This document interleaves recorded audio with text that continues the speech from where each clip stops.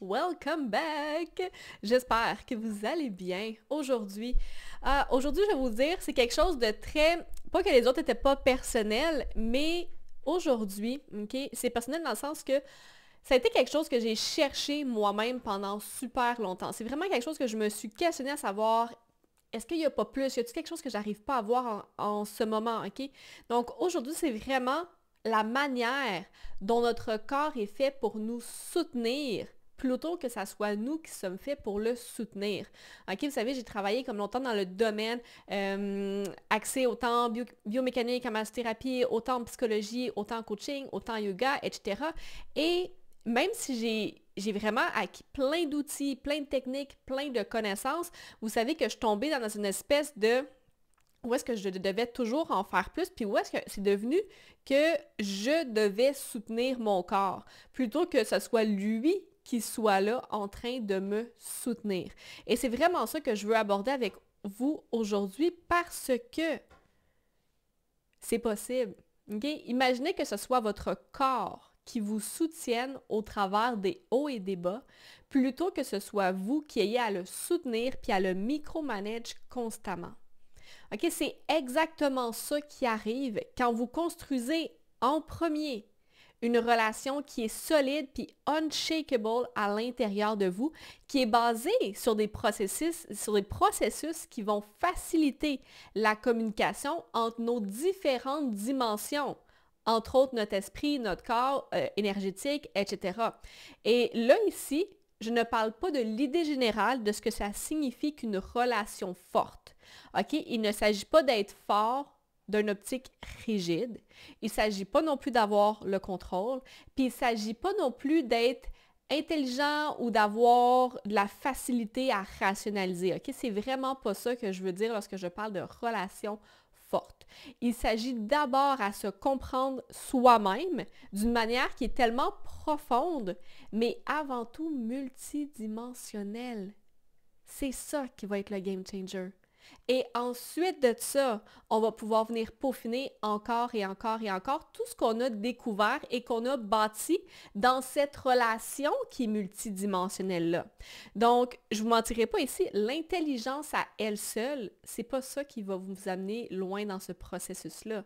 OK? Parce que c'est au contraire, tant qu'on focus là-dessus, souvent, c'est qu'on oublie les autres.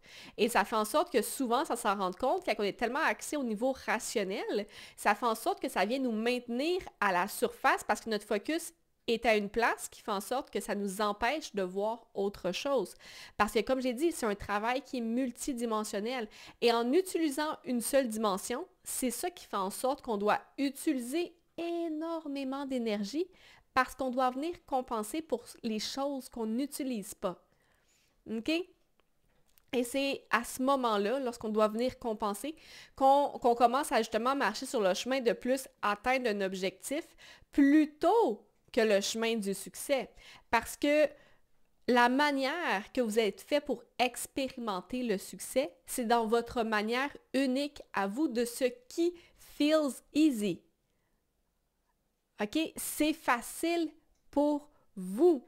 Mais pour que tout votre corps soit capable de vous soutenir, de vous soutenir, puis qu'on soit capable d'expérimenter une vraie liberté à travers de celui-ci, on doit d'abord changer notre point de vue sur ce que ça prend. OK? Parce que pour toucher à la facilité puis la liberté, autant dans notre corps que dans nos relations, autant dans les circonstances, dans littéralement tout, on doit consacrer notre énergie à des processus qui vont nous soutenir, plutôt que de devoir travailler davantage pour atteindre ces objectifs. Okay? C'est comme ça qu'on va atteindre la liberté puis la facilité, parce qu'on construit quelque chose de solide d'abord, plutôt que d'essayer d'avancer tout de suite vers notre objectif. Okay? Mais l'affaire, c'est que tant qu'une partie de nous qui va croire que c'est normal de devoir mettre autant puis constamment d'énergie sur la table, même si on est capable d'atteindre des résultats, ça ne sera pas dans la facilité. Et c'est souvent quelque chose qui vient nous bloquer d'une certaine manière parce qu'on est comme, mais ça marche. Fait que, est-ce que je veux vraiment changer ma manière parce que j'atteins des résultats? mais en même temps, j'expérimente pas la facilité. Et là, on se demande, ben peut-être que c'est normal que ça soit pas facile parce que, tu sais, faut travailler fort pour atteindre nos objectifs. Il y a comme cette idée préconçue-là qu'un objectif, ça peut pas être juste facile, puis dans la joie, puis la liberté. Il faut absolument que ça soit difficile. Il faut qu'on aille surmonter quelque chose. Mais non, c'est pas parce qu'on rencontre, on expérimente la facilité puis la liberté que ça veut dire qu'on n'a pas travaillé fort. C'est juste que notre travail a été mis en amont plutôt que de le mettre dans le concret, dans l'action, encore et encore, encore, encore. Puis, l'affaire, justement, quand on est capable d'atteindre les résultats, mais que ça se fait pas dans la facilité, c'est que ça l'amène des fuites énergétiques.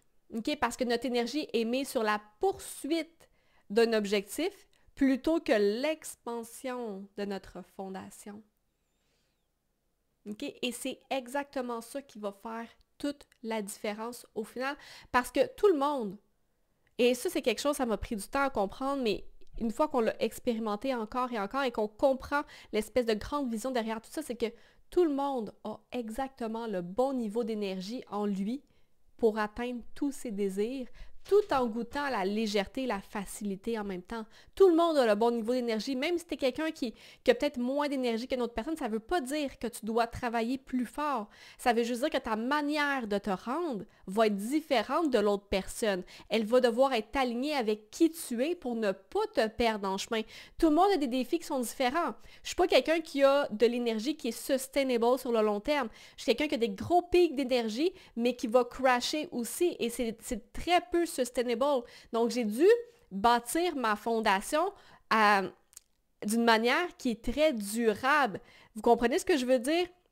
Donc, je ne peux pas uniquement me baser sur l'énergie que je vais mettre sur la table parce que en faisant ça, ça fait en sorte que c'est extrêmement difficile pour moi d'imaginer atteindre ce que je veux atteindre parce que je le sais que c'est pas durable comme manière de faire, au même titre que j'ai des gens autour de moi qui ont énormément d'énergie, mais le défi avec ça, c'est qu'ils pourraient se rendre beaucoup plus rapidement où est-ce qu'ils voudraient se rendre, mais ils ont tellement d'énergie qu'ils ne sont pas conscients de leur énergie, un petit peu comme quelqu'un qui a 1 million dans son compte de banque puis qui se met à dépenser n'importe où. Il pense que parce qu'il y en a beaucoup, ça ne dérange pas.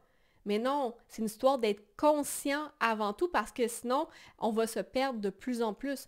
Donc, ma question pour vous aujourd'hui, où dans ta vie crois-tu que tu dois en faire plus pour espérer atteindre les résultats souhaités?